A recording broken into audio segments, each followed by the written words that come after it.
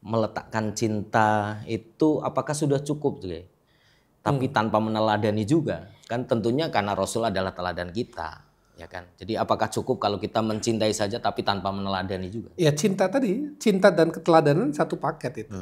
Nggak mungkin kita hanya cinta, itu secara perasaan ya, secara verbal, secara hati, tapi perbuatannya tidak.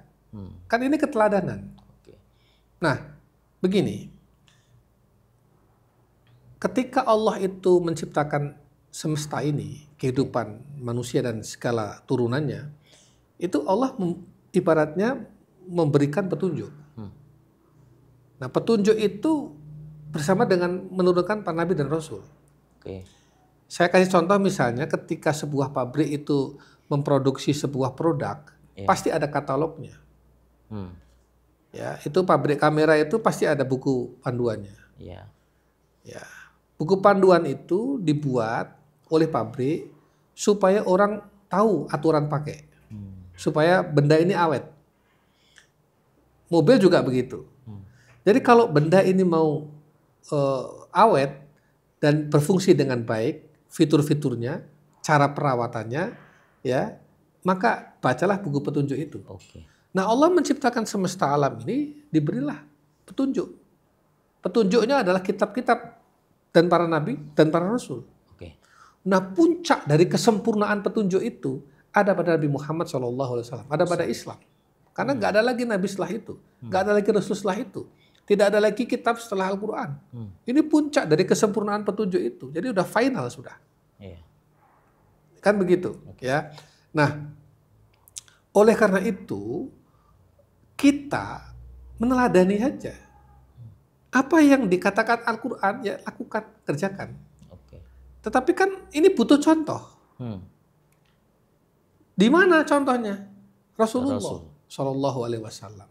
Jadi kalau mau melihat contoh pengamalan Al-Quran, ya lihatlah Rasulullah. Itulah kenapa Al-Quran dan Sunnah nggak bisa dipisahkan. Kita percaya Al-Quran, mau Al-Qurannya, tapi nggak mau Sunnahnya, nggak bisa. Melaksanakan sholat tadi. Terus gimana sholatnya? Terus kita puasa, nanti seperti puasanya orang Yahudi. Kama kutiba alal ladzina min qablikum. Nanti kayak puasanya orang Nasrani. Kita sholat, nanti jangan-jangan sholatnya nggak seperti yang sholatnya Rasulullah. Apalagi kita berhaji. Umat-umat terdahulu juga berhaji. Makanya kata Rasul, khudu anni manasikakum. Berhajilah seperti aku berhaji. Ada contohnya. Itu contoh dalam ibadah. Contoh dalam muamalah, contoh dalam kehidupan rumah tangga, contoh dalam kehidupan bernegara.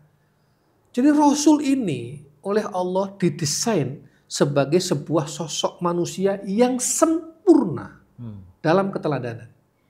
Makanya wa innaka la'ala khuluqin adzim.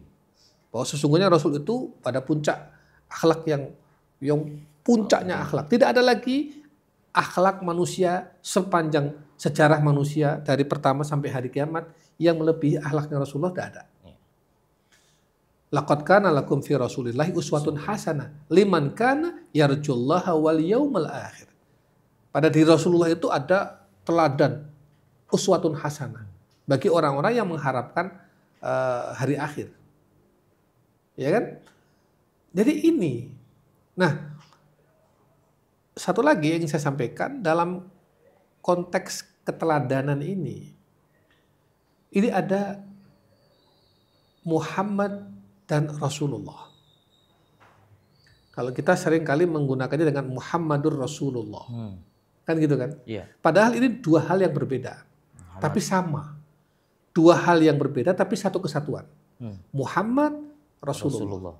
Ini Muhammad sebelum jadi Rasul. Rasulullah adalah Muhammad setelah diangkat jadi Rasul. Kan begitu? Pertanyaannya adalah, sejak kapan Nabi Muhammad jadi teladan? Apakah sejak diangkat jadi Rasul, umur 40 tahun sampai 63, itulah potret keteladanannya? Atau sejak bayi?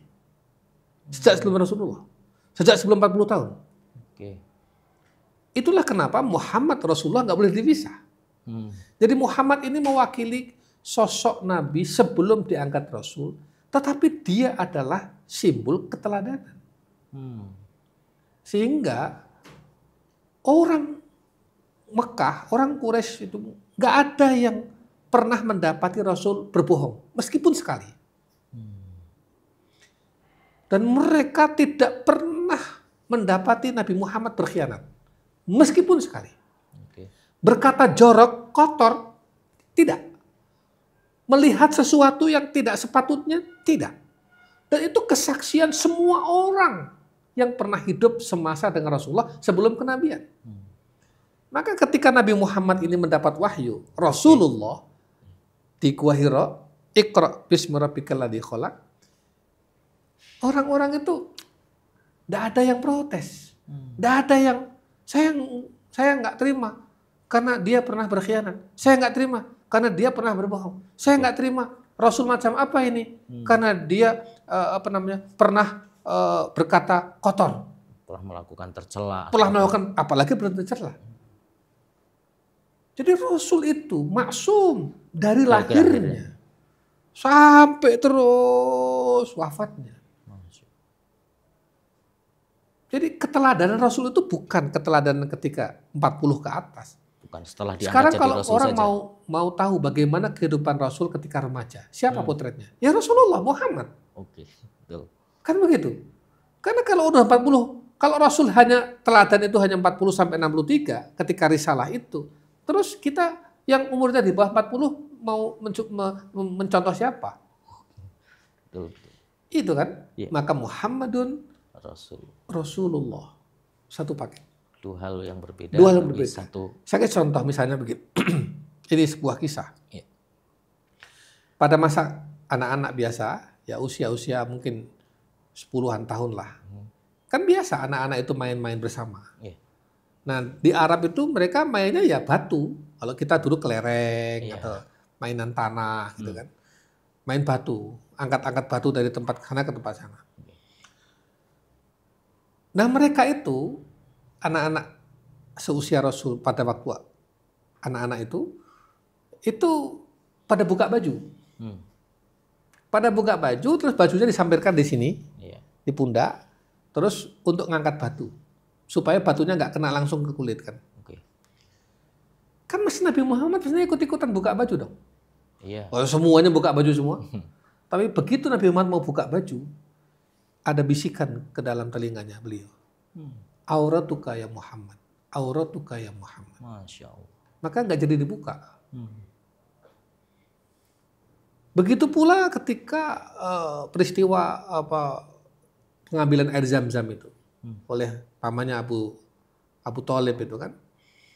Ini kan Zam-Zam ini kan turun temurun dari Abdul Muthalib ke Abu Thalib dan seterusnya. Itu orang pada buka baju, kemudian pada ngangkut air Zam-Zam. Dari tempat Zam-Zam itu ke sumur Zam-Zam ke rumahnya masing-masing. Muhammad juga ikut itu. Tapi begitu mau buka baju, auratuka ya Muhammad. Sampai pamannya Abbas radhiyallahu anhu tanya kepada Nabi Muhammad, kok kamu beda sendiri, gak seperti yang lain? Kenapa? Dijawab Rasulullah, iya, karena tadi ada yang membisikkan suara di telinga saya, auratmu ya Muhammad, auratmu Muhammad. Masya Allah. Jadi Nabi Muhammad itu segitunya dijaga oleh Allah. Sampai auratnya. Iya, artinya masa kecil Nabi Muhammad tidak seperti masa kecil manusia lainnya. Masa remaja Nabi Muhammad tidak seperti masa remaja yang lainnya. Jadi jangan pernah, saya ingatkan, jangan pernah punya bayangan bahwa Rasulullah itu sama dengan kita. Perilakunya, kebiasaannya, atau canda tawanya, atau yang lain-lainnya nggak patut. Mungkin zaman kecil kita nakal, nyuri buahnya pohonnya tetangga, iya kan, ngumpetin sandalnya orang, ya biasa, namanya juga anak kecil. Nabi Muhammad tidak akan terjadi itu. Dijaga oleh Allah sedemikian rupa sehingga betul-betul dia menjadi uswatun hasanah. Teladan. La'ala khuluqin azim. Betul-betul pada puncak keteladanan yang luar biasa. Itu.